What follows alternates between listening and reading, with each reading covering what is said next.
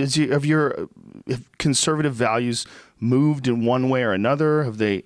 I mean, I would say that at all? my personal values probably haven't shifted very much, but my political values have shifted libertarian. I mean, so I used to be a proponent of criminalization of marijuana. I'm no longer. I've been in favor of what decriminalization changed that of pot. for you? A couple of things. One was just a general sense the government sucks at everything. And the more I see the government try to crack down on things, the more prevalent it becomes. I mean, people were dealing pot on my 6th grade, 7th grade playground in public school. So obviously, like, that was to LA. Yeah, exactly. And then That's terrible. Just a general perception, not only that the government sucks at everything, but that you got to own your own actions, and also examining more of the evidence about the impact of pot on people's lives. And you know, again, there's you ruining your own life through use of drugs, and then there's drugs that legitimately ruin other people's lives. Right? There are drugs that remove your ability to even reason or think. I think there are only 2 reasons to criminalize drugs in any fashion. One is if there are drugs like, for example, PCP that legitimately make you violent, and then you are going out and committing acts of violence against people. Then there's a case. Or if you're talking about a drug where it legitimately robs you of your capacity to reason. If it were heroin, if you were able to actually crack down on it successfully. But even there, I'm not sure that the proper government solution is criminalization, because we've criminalized it and it's still incredibly prevalent. So I agree with you. I agree with you on that. And I agree with you in terms of drugs being extremely detrimental. And the other part is that there's comparable drugs that are legal. Like, and comparable drugs, meaning not even really comparable, drugs that are far more devastating, like alcohol. Like, you could just go to any grocery store and buy a jug of whiskey and kill yourself with it. Yep. So it's not difficult. You just drink the whole we have thing laws and on you're the dead. books already that prevent externalities. Yeah. If you drive high, it's the same as driving drunk. Yeah. So I'm not sure that you need additional laws to do that. And also, you know, I'm not opposed to zoning laws. Like, I don't think a pot shop should open up right next to my house, right? They're residential zoning. That's fine. Same with liquor stores, though. Right. I don't want a liquor store right next to Yeah. my house. This is correct. Yeah. Right. So I've become libertarian in some ways on that sort of stuff. The same thing is true, by the way, when it comes to the issue of same-sex marriage. So on a personal moral level, I'm opposed to same-sex marriage. I'm an Orthodox Jew, and I believe that a man and a woman were made for each other. When it comes to government involvement, I don't think that's anybody's business.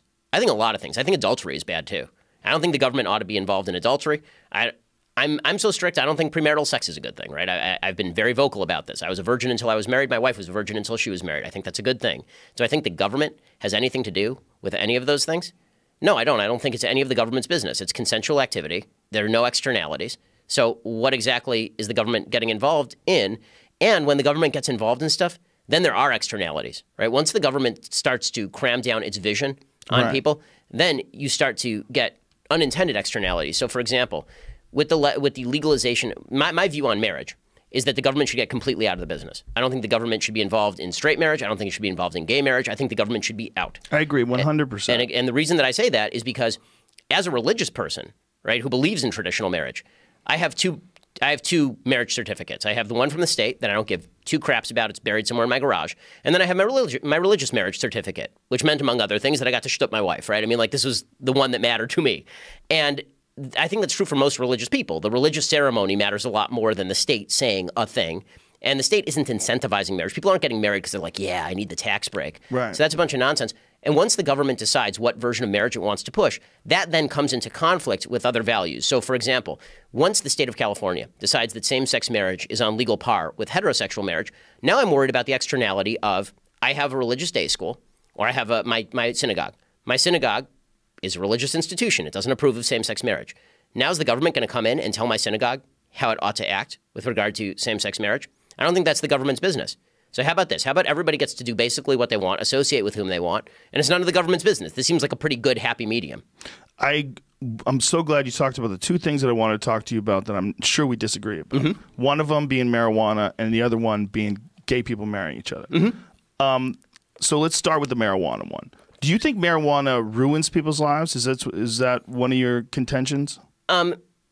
I think that it can, and I think in the same way alcohol can. Have you ever had any experience with marijuana? No, I'm just talking about the statistical overuse of marijuana among teenagers does have detrimental brain effects that have some long-term after effects. It's pretty proven, and that's one of the things that I'm glad you said that, because I wanted to cover that, but you were in the middle of a rant when we were joking around about 6th and 7th graders selling pot. don't smoke pot when you're young. You really should. It's not good for the development of your brain. Same thing with drinking. You know, I didn't smoke a lot of pot when I was a kid. I did it a handful of times until I was 30 years old.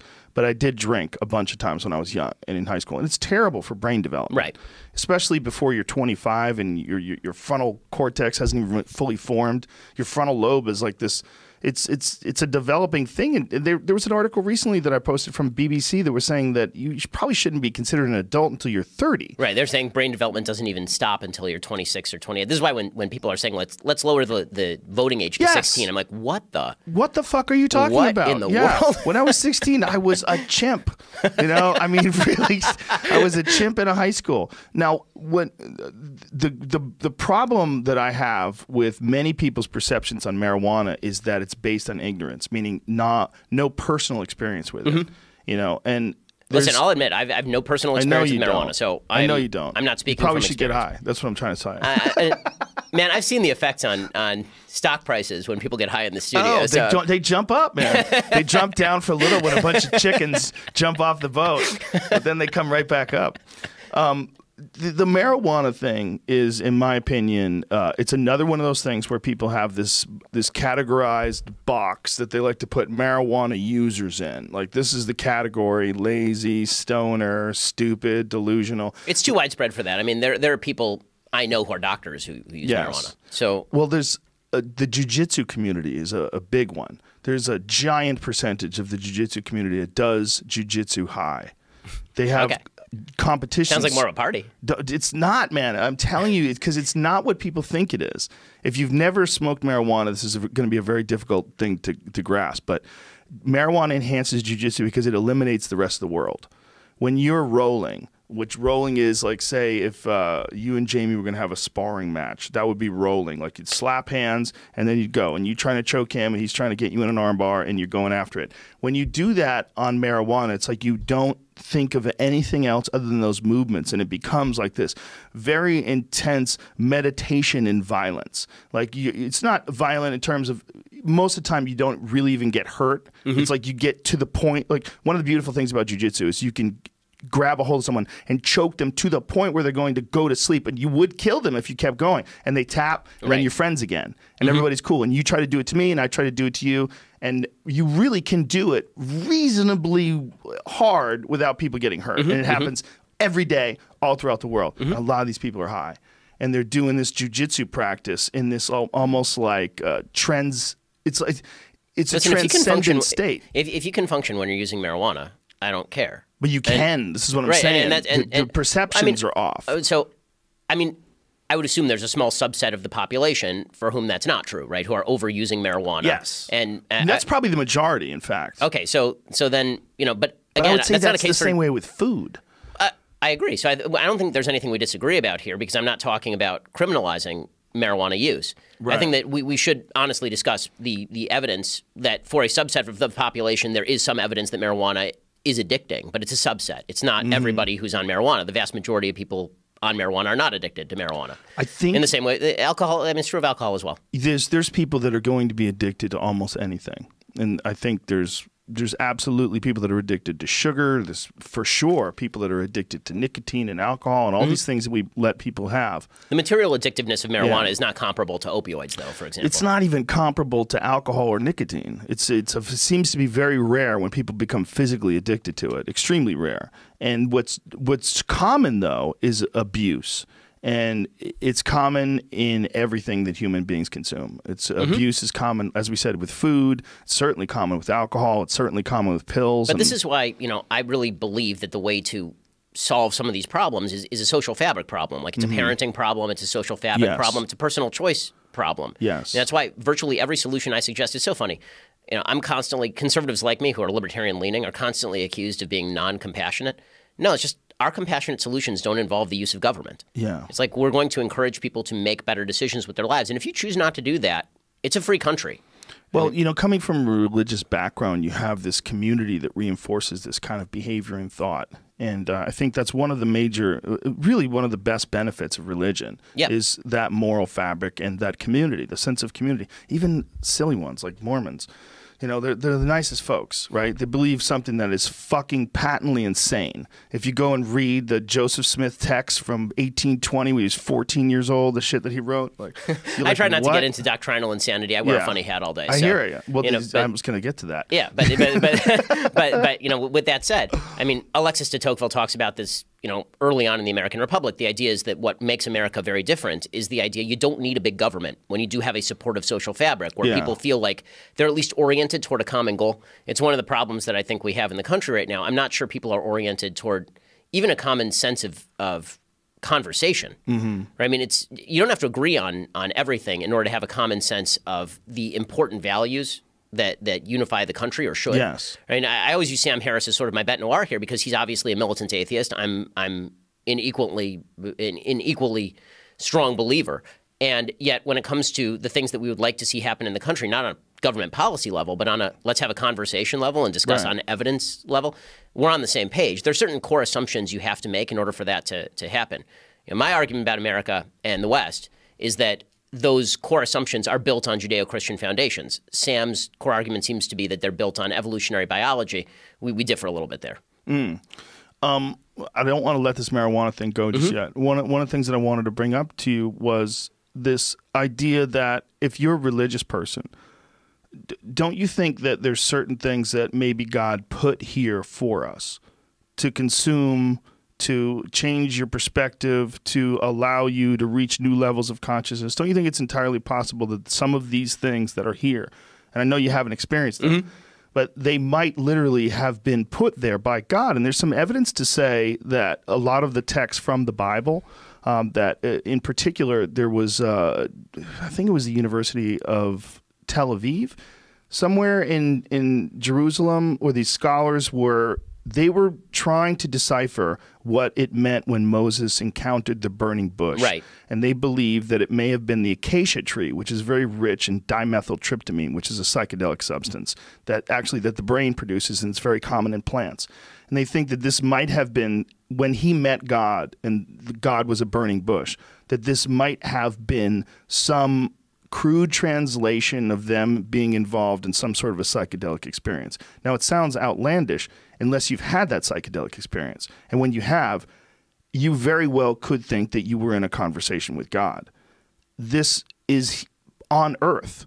And this is something that may very well have been lost information, or this may very well have been rituals that people participated in to bring them closer together and to reinforce that sense of community that you do get from a church and you do get from a group of people that share moral beliefs and values. And there's real good discussion that a lot of these experiences that became these religious doctrines came from psychedelic experiences. Now, as someone who's never experienced that before, I know this is probably a very strange thing to try to even wrap your head around. It is entirely alien until you experience it, but it might very well be religious. I mean, I've heard that from other people who've used those kinds of drugs. I mean, Sam actually made this argument to me too about the use of psychedelics, and I mean, maybe. I mean, God made apples. Well, okay, so this argument, I will say, I'm not super fond of the argument that God made something and therefore it's ours to use or I mean, like, I keep kosher, right? Like, God made pigs, I don't eat them. So, so I am not a huge fan of the argument that because something is here or because an urge is natural, therefore we ought to imbibe or therefore we ought to participate in a particular activity. One of the things that I'm very big on, I'm a rationalist when it comes to religion, as much as you can be a rationalist with regard to religion, to the extent that I think that it's up to us to use our reasonable faculties to determine the proper use of things. So, which is why you shouldn't overuse drugs, even if you're going to use drugs, for example. This is part of the problem of making things illegal. You make things illegal, then you really don't know what it is or how it affects the body or what's the right dose or the wrong dose. And then people get involved in these terrible situations where they're taking things and they're just guessing what it is. There's truth to that, but it's also true that on a social level, I'm not talking about legal because we totally agree on the legal level. On the social level, there's a couple of things that are true of, for example, the Orthodox Jewish community. Low rates of addiction because people have that social fabric. They don't feel the necessity. Also, as you say, substance use in moderation can actually be quite a good thing. So low rates of alcoholism in the Jewish community, and part of that is the fact that you are given Kiddush wine from the time you're a kid, right? I mean, you actually are It's destigmatized. Yeah, it's destigmatized, and the idea is that in its proper context, this could be a good thing. Right. So I'll admit, I don't know enough about the proper context of marijuana to know when it would be a quote-unquote good thing. And so it can be a good thing. This is what I'm telling you. And also, the truth is I don't enjoy drinking. Right, I'm not a drinker. I don't enjoy. I like reality. I like living in reality, and I like experiencing it totally sober. So I've never really felt the urge to do any of that stuff. I hear the pitch. But I've never really felt the interior desire or need to jump into that. I completely understand that. I think that what we're dealing with, though, is perceptions that have been molded by laws that were shaped by tyrants. That's what I think. I mean, again, that's totally possible and plausible. Yeah.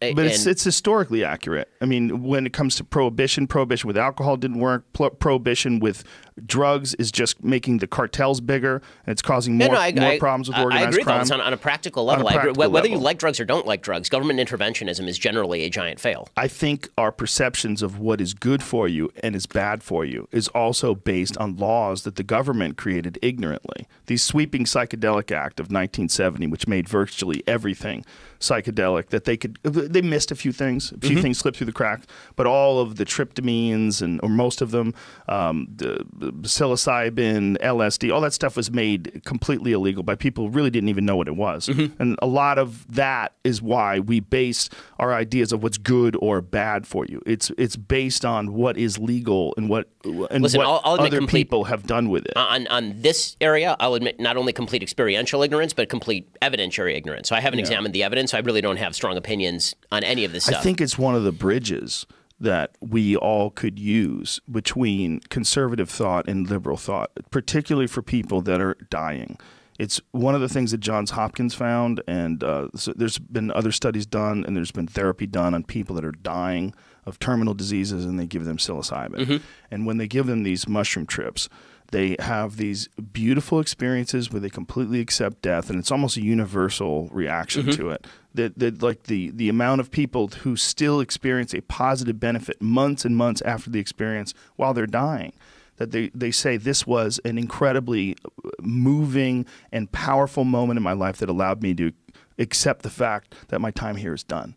I mean, listen, if that's something that works for people and that's what it's designed to do, then I don't know if it's designed. Well, even if it's designed, it might be designed by God. Well, like it literally might. That's fine. I mean, I think there's also the generalized religious counterargument that there are no shortcuts to happiness. So let's pose a sort of thought experiment. I don't think. Well, this is the question, right? I mean, like, let's say that I could guarantee you that tomorrow you're going to be a happier person. All you have to do is take this regimen of drugs that you're going to take every day, and it's going to make you a happier person, a more well-rounded person, but it's going to permanently change your brain chemistry. Is that something that you think is good, or is it something you think is bad? Because from a religious perspective, there's an argument to be made that this is work you need to do on yourself without outside aid, if possible. If there's cases where you can't, then you can't. But yeah, Terence it's an interesting thought experiment. Terence McKenna had a line about that.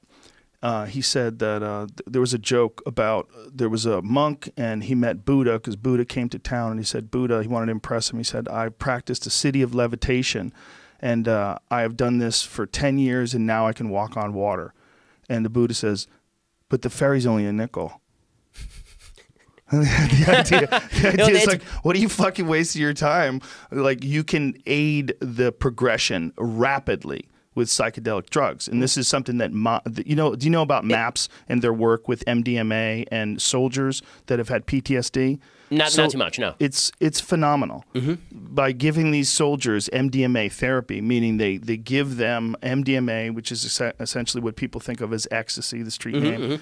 They give them pure MDMA, and then they assist them with they actually have a psychologist, sit with them, a therapist, and they go over all these details of these traumatic events, and they come to peace with everything. And they've had profound benefits for soldiers and for some combat journalists, different people that have been over there and have experienced the horrors of war and just general PTSD, maybe for people who have experienced violence attacks.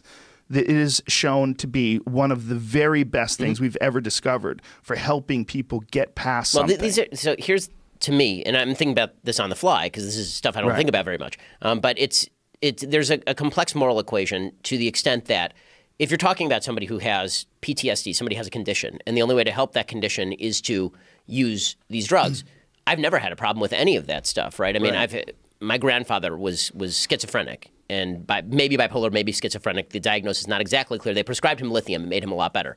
Would he have been better off struggling with the schizophrenia? Of course not. It's much better that he should have the lithium and then be able to live in his rational mind. Yes. So when there's a problem, using drugs to get past it and work with it is a good thing.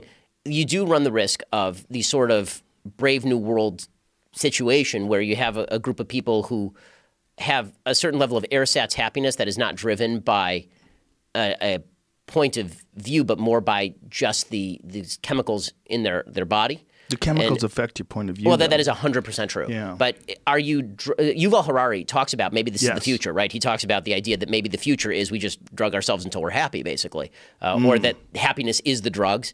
Because if you're a scientific materialist, that's what it is. Happiness is just a bunch of chemicals flowing throughout your body. So if you can bring them in without self-change. But I do wonder whether that robs people of a certain level of purpose, that the struggle is part of being human. I think we're changing what it is to be human just by carrying around phones and just... I mean, that's true. But I think that's, again, one of the things that I think makes being a human worthwhile is the idea that you are struggling. Like I think the struggle is actually meaningful. And I think that's why religions tend to set prophylactic rules, sometimes for good and sometimes for ill. So, for example, I'm addicted to my phone. I mean, there's just no question, right? It's in my hand all the time. But from Friday night to Saturday night, it's off. I can't look at it. I'm forbidden from looking at it. And this breaks the cycle, at least for one day a week. And that's a good thing that makes me better as a human being because it's a limit I set for myself and then a limit that I abide by. And if you believe in self-mastery, where's the happy medium between self-mastery and I need a little bit of aid? And I think that there is a happy medium there, but I'm not sure that drugs are the answer to. I don't think you're suggesting drugs are the No, I'm not suggesting that. And I think there's also a problem with the word drugs. Everything is under that blanket, and that blanket can be entirely negative or extremely positive. And I mean in the generic. But I know, but there's a problem. I use it too. I mean, it's not accusing you, but that term. It's a problem. It's a problem term because what these are substances that are psychoactive, and some of them can be extremely beneficial, and some of them have short-term experiences that last with long-term results.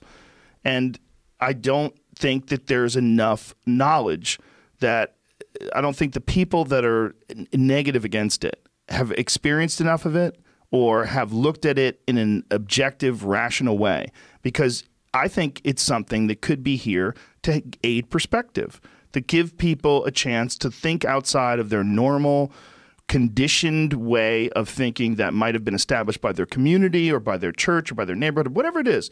Sometimes a little bit of a break, a little bit of a mental break from what you're experiencing and the vibration that you exist on almost every day, to separate from that and to get a look at it from the outside, sometimes it allows you to have a renewed perspective that can enhance your life greatly.